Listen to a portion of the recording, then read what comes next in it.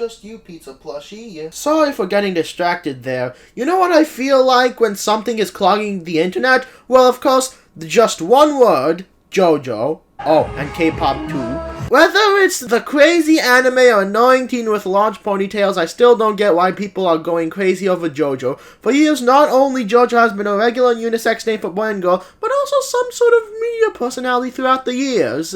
Now, I don't hate JoJo, but there certainly seems something exciting or fishy about it, and I was thinking, hey, maybe JoJo's a good thing? JoJo here, JoJo there, JoJo everywhere. But which one? To answer my bizarre question, I will look at 4 iconic JoJos to see which one is the perfect JoJo for me, or perhaps the internet, specifically the most popular JoJos around, and I guess the 4 most popular JoJos must be the clown, the bratty girl, the crazy anime manga series about a family line, or the child Nazi.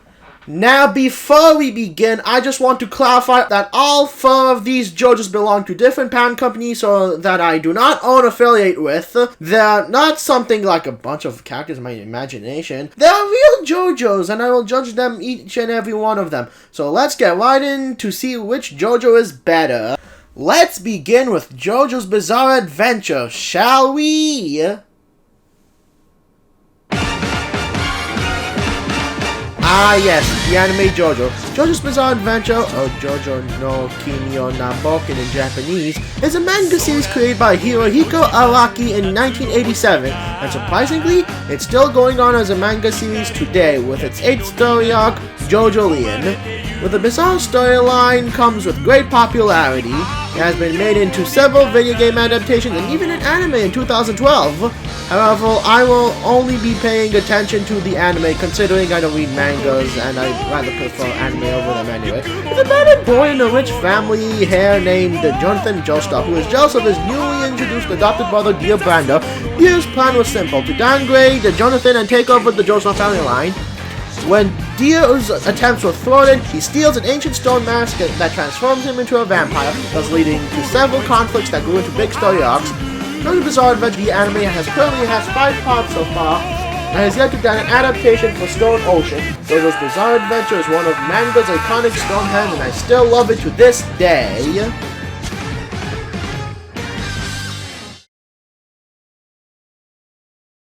Well, now that we covered the first JoJo, it's time for the other. Did you know that JoJo's Bizarre Adventure is not the only TV show around? That's right, there's another JoJo anime. Well, not anime, more like stop motion to be honest. Considerably an underrated kids show that still kicks nostalgic ass to this day, Jojos Circus. Jojos Circus was a former kids show distributed by the late Playhouse Disney. Now you may know Playhouse Disney as one of your childhood's best suppliers, such as Little Einsteins, Mickey Mouse Clubhouse, Handy Manny, and whatever this is. Oh god, they're like staring at my soul right now. But anyway, let's get back to JoJo. JoJo Circus published its first episode in 2003, yet sadly the kids program ended to live up to 4 years and 3 seasons, ending on 2007. However, that doesn't mean it won't make for an iconic JoJo. This show is about this clown named Jojo, who lives in a town called Circus Town. Yeah, it's called that. Jojo attends this circus performance school and solves problems with her pet lion Goliath and her friends. She teaches young viewers to move their bodies and emphasize on the fact why they exercise and movement is good for your body. She makes for a fun character that can prove some clowns aren't scary or fucked up. She's a powerful character by friendliness, and her show concept was amazing, yet it was gone too soon. Alright, enough with the pity. Let's get into some real action. Well, technically it's controversy, but it finds its real action here in comedy. I'm talking about Jojo Rabbit. While I do admit that I probably haven't seen the movie, it still doesn't give an excuse for why this is a JoJo worth liking. The movie, directed by Taika Waititi, was heavily inspired by a novel, Caging Skies, written by Christine Lunens. The story is about a boy and his adventures in Nazi youth school with his best imaginary friend Adolf Hitler. Jojo Belzer himself is a confident yet somewhat jump-the-gun kind of kid. He does show a heart of gold for sparing that Jewish girl who hid in the basement. Jojo is played by Norman Griffin Davis, while the imaginary friend, who bears the same historic personality, Hitler, is played by none other than the director himself, Taika Waititi. Titi. The movie sets a Mel Brooks kind of vibe, considering you can offend some people when you portray Nazis as silly goofballs with a strong part of their nationalism and their leader. I'm kind of Jewish myself, and I would love to see a funny Nazi good until later movie like that. Boom! Jojo! And last but not least, last but very least in my opinion, like, God, I can't stand her, it's Jojo Siwa, the brat with the crazy hair and big ego. Jojo Siwa isn't your average kid who just suddenly got famous, but her history can be found quite common like other child stars, considering she started a small role as a major contestant for the cringy Lifetime show Dance Moms. Honestly, for a young superstar, she's not that great in my opinion. She's annoying, obnoxious, and her fan base is especially insane. And she's spoiled. She's honestly spoiled. Wait, isn't spoiling your kid part of the purpose of Dance Moms? Oh yeah, that's right. Almost any show on the Lifetime channel is about spoiling yourself or a loved one. JoJo's a big socialite, being with famous celebrities such as Iggy Azalea and James Charles. Whenever she's in danger, her buddy Nickelodeon is here to help her out, who she sold her soul to. What I kinda like about her is how she's a huge personality with 9-year-old fangirls who wrap around her like a big blanket of fans. It's kind of heartwarming to see that some of her fans use JoJo's personality as an inspiration to get through big challenges such as bullying, poverty, and even child abuse. Okay, so she is somewhat of a kind person? I don't know, but this JoJo is hella popular, it has to compete.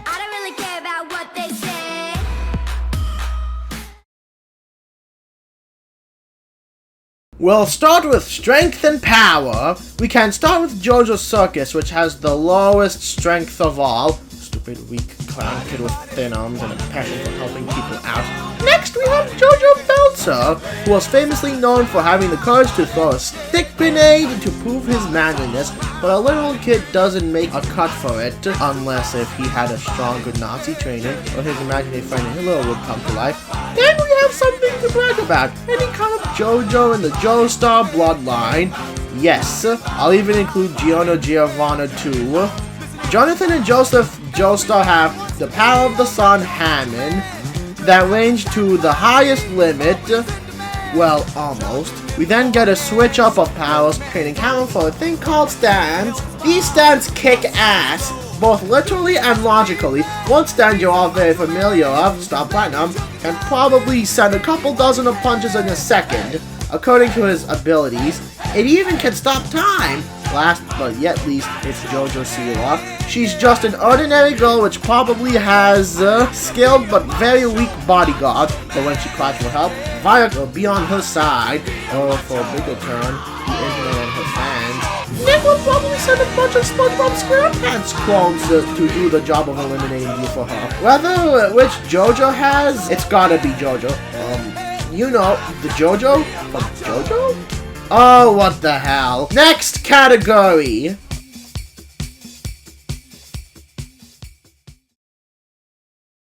What's that pizza plushie? You called me a You called me a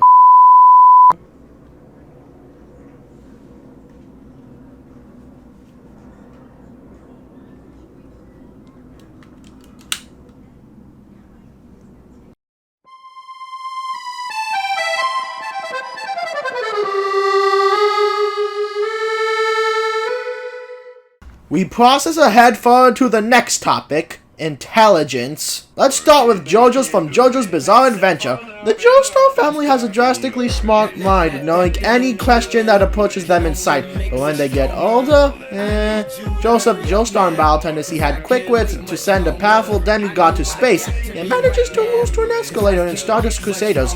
Hell, his mind gets blurred even more severely, in part for Diamond is unbreakable when he spends almost all of his son Josuke's money on accessories for an invisible baby he's taking care of. And next we have Jojo from Jojo Circus. This Jojo is small enough to solve problems meant for preschoolers, to be honest. I bet this Jojo hasn't even heard of math since she works out so much. I mean, I guess math, history, and English really wouldn't be her genre, eh? I think she's better off as a PE teacher instead.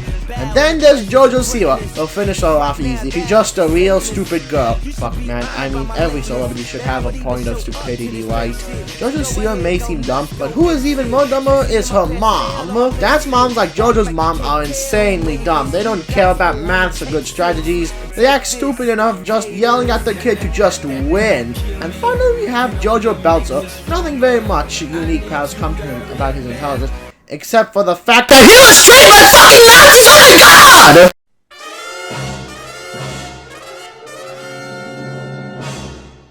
But yeah, he was educated by Nazis as part of Nazi youth. I mean, have you ever seen that Disney propaganda cartoon about it? Fucking Jesus, man, that shit was dark. I guess the winner would have to go to Jojo. Like Jojo from Jojo, right? Oh, come on, you know what I mean.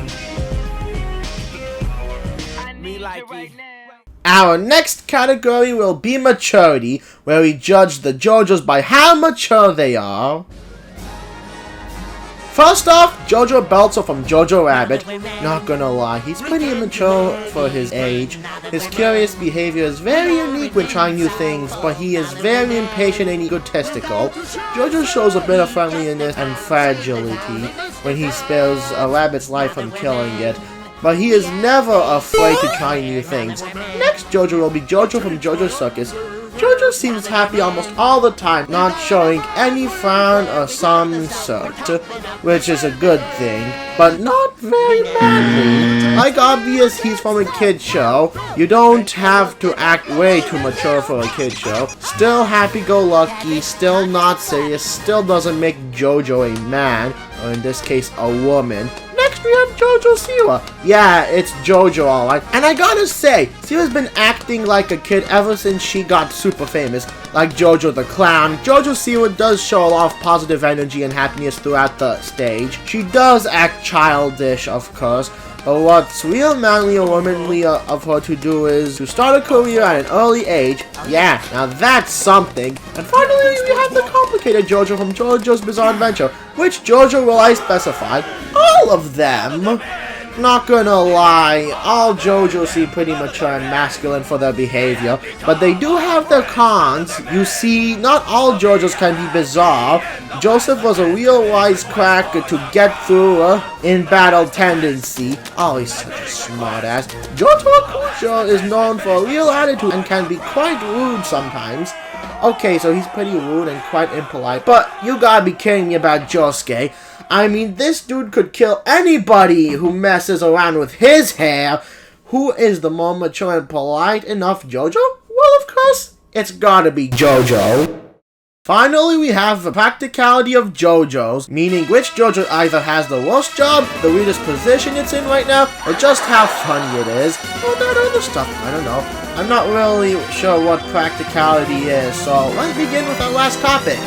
Jojo Siwa is pretty practical to say at least. I mean, she has practically huge bow ties and so much fucking glitter, to be honest. Everything about her is just so damn practical, like she almost looks like a cartoon character. Oh wait, she was a fucking cartoon character at one point. Yeah, I mean, everything about Jojo is just so damn practical about her. But you know what's even more practical? Jojo's Bizarre Adventure, of course. I know that, like, as a real anime, everything in Jojo is just bizarre fiction. And yes, it is true. Nobody has ever stopped time or sent a guy to space without any helmet, right? The true practicality of Jojo finds its own power in the characters and abilities. Just imagine some green-haired guy turn you into a manga and rip a page off of you. It's also hard to believe that any of these stands exist. There's no martial arts based upon the sun. There's no time-stopping vampire. There's not even an explosive cat, for God's sake. While Jojo's Bizarre Adventure may be pretty practical, there's nothing more funny and scary at the same time like clowns. Speaking of clowns, Jojo Circus! Jojo's a regular clown, but practicality can be found in her pet lion. Compared to the size of Goliath to the actual size of a lion, he's way too tiny to brutally kill an antelope. Clowns are usually very practical in their own way, but not for Jojo. Jojo acts more toward like a normal girl solving problems in the town, rather than being a scary-ass clown who stuffs tiny cars with a bunch of guests, or killing a late-night talk show host. Whatever it is, Jojo's not very practical. And move on to the last Jojo, the Nazi kid. Sure, ordinary kid who was trained by fucking Nazis was one thing, but there's a catch. Again, Hitler in Jojo Rabbit is none other played by the director Taika Waititi, who's mostly known for film movies. Honestly, I have never seen Hitler act like such a happy idiot on screen before. Usually in other forms of media, Hitler can be portrayed as a mean, nasty guy. Enough talking about the Führer, let's get back to Jojo. I have to say this again for Jojo. Jojo yet had the balls to throw a stick grenade, but that still doesn't make him stronger. I'm sorry, but hey, I think the Jojo with the most practicality would be Jojo. Like, the Jojo.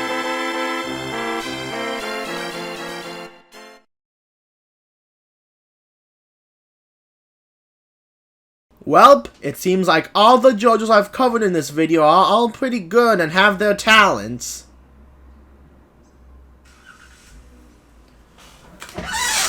JoJo's Bizarre Adventure is an amazing anime with kick-ass visuals and a curious storyline, and Jojos Circus is a pretty good kid show concept that could have lived longer. Jojo from Jojo Rabbit has strong beliefs and far-ranging curiosity, deflecting himself from any challenge he faces, and Jojo Siwa as well. A celebrity. Personally, my favorite pick out of all of them would be the Jojo from JoJo's Bizarre Adventure, which I'd probably predict would also be your obvious guesses. But other people could have opinions on other Jojos too, so the winner has to be Jojo from Jojo. Which Jojo, you may ask? Any Jojo. All four of them may have their differences, but each one of them are equally bizarre. Alright, and that's all we will be talking today. Thank you for watching, and I hope you help my channel by subscribing. See ya, guys!